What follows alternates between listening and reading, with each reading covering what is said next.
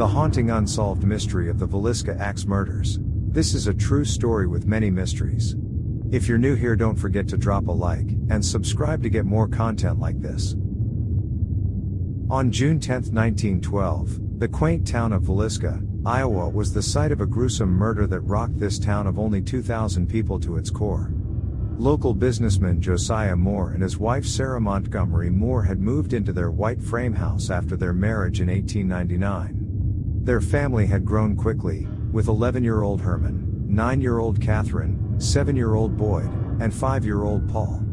They were a picture-perfect family that regularly attended their local Presbyterian church and supported the community. However, their popularity did little to save them on that cloudy night. By morning, a strange stillness had descended upon their house, as the entire family had been bludgeoned to death by an axe in the night. The days before the gruesome murder saw a few warning signs. In the early hours of Saturday, June 8, a local woman named Faye Van Gilder was accosted by a strange man looking for the Moore home. Mrs. Moore stated on the 9th that she had seen the same man on their property but thought nothing of it. By then, it may have already been too late. On Sunday, June 9, Catherine Moore invited 12-year-old Lena Stillinger and her sister, 8-year-old Ina, to spend the night at the Moore house. Elder sister Blanche okayed their plan, and, in the evening, the sisters met the Moores at the Presbyterian Church's annual Children's Day program. Sarah Moore led the exercises, which ran from 8 to 9:30 p.m. and ended with chit-chat. Then, the family and the Stillinger girls walked the 3 blocks home, arriving around 10 p.m. After a late-night snack of milk and cookies, everyone went to bed. They could not have known that a villain would step out of that cloudy night, nor that he had made himself at home in their barn.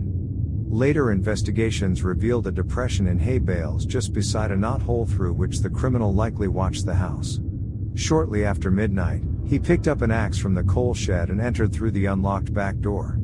In preparation for his crimes, the man removed the chimney from an oil lamp and bent the wick to keep the flame low. Walking past Lena and Ina downstairs, he headed to the parents' room and then entered the children's upstairs bedroom. In both cases, gouges were found on the ceilings from where his axe scraped before the flat of the blade crushed each person's skull. Due to the silence of his attacks, not one of the Moores stirred from sleep as their entire family was obliterated. The villain then descended the stairs and killed the visiting Stillinger girls, though elder Lena showed signs of waking and briefly fighting for her life. Authorities focused on the way she was found, with her arms and legs akimbo. However, although her underwear had been removed and her dress was in disarray, there was no evidence of sexual assault. Yet, a neighbor likely heard her cry. Edward Landers was visiting his mother's nearby home that night and, at some point after midnight, he was awoken by hooting or possibly a woman or girl moaning. Thinking little of the sound, Landers had fallen back asleep, leaving the inhabitants of the Moores' house to their fate. After finishing his work, the killer returned upstairs to smash the heads of each Moore clan member around 20 to 30 times. He left only a bloody pulp on their pillows but covered each with their bedclothes and placed a used lamp at the end of the parents' and visiting girls' beds. He then covered every mirror and window before taking 2-pound slab of uncooked bacon from the icebox and wrapping it in a towel. He placed the meat in the downstairs bedroom near a piece of key chain and the murder weapon, and then washed his hands in a kitchen basin. At some point before 5 a.m., the villain abandoned a plate of food in the kitchen and departed for parts unknown, locking the door behind him. Neighbor Mary Peckham awoke as usual around 5 a.m., but, while hanging laundry, she noticed no sign of the Moores next door. Concerned, she approached the house between 7 and 8 a.m. but no one responded to her knocks. Peckham then let the family's chickens out and called Josiah's brother, Ross Moore, while their employee, Ed Selly, fed the horses on the brother's request. Upon his arrival, Ross was able to unlock the door and enter the house. He then discovered the bodies of Lena and Ina downstairs, and Peckham then called the sheriff. City Marshal Hank Horton showed up to start the investigation, followed by Sheriff Orrin Jackson and Doctors J. Clark Cooper, Edgar Huff, and F.S. Williams, along with County Coroner L.A. Lindquist. News traveled fast, however, and the scene of the crime was soon crowded with townspeople.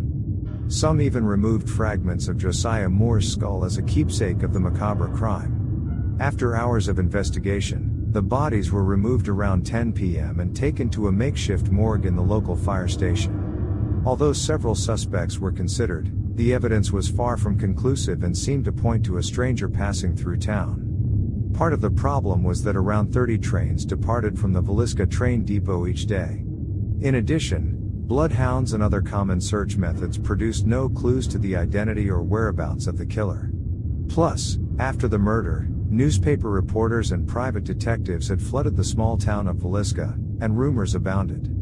All that the investigation seemed to have was gossip. However, gossip and rumor fueled investigations for decades. Authorities fast turned to Iowa State Senator Frank Jones. He had employed Josiah Moore for 9 years at his Jones store establishment before the younger man had left to open his own implement store. Relations were cold between the two because Moore had taken the profitable John Deere franchise with him, and the two men had avoided each other ever since. On top of that, many believed that Josiah had had an affair with Jones's daughter-in-law Donia. Although Jones was eventually subject to a grand jury investigation, a detective Wilkerson of Burns Detective Agency connected him to another criminal, William Mansfield. Wilkerson believed that Mansfield had been hired by Senator Frank Jones to kill the Moores. Mansfield was a suspected serial killer believed to be responsible for the murder of his wife, infant child, and in-laws, as well as similar axe murders committed in Paola, Kansas just 4 days before the Villisca murders took place.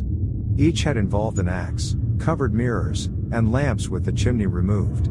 As a result, Mansfield also faced a grand jury investigation and was arrested in 1916. However, Mansfield had an alibi, namely that he had been working in Illinois on that very day, and was released without charge due to lack of evidence. Investigators also focused on an odd Presbyterian preacher named Reverend Lynn George Jacqueline Kelly. On the day of the crime, he was traveling through Villisca on his regular route to visit small communities north of town. He had even attended the Children's Day exercises before leaving at dawn. Police suspected him due to his having been caught peering into windows days before the murders and then having dropped off bloody laundry shortly thereafter.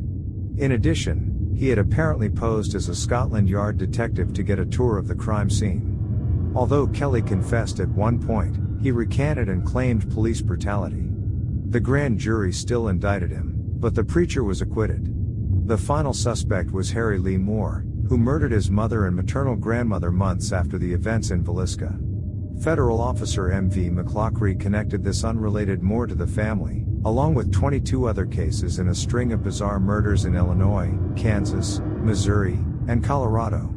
Similar to the Moore's killer, he had used the flat of an axe blade, with the weapon found at the scene of the crime in 8 cases. Other common characteristics included a nearby railway, lingering after the act, covered faces, wash basins of blood, and chimney-less lamps left at the ends of beds.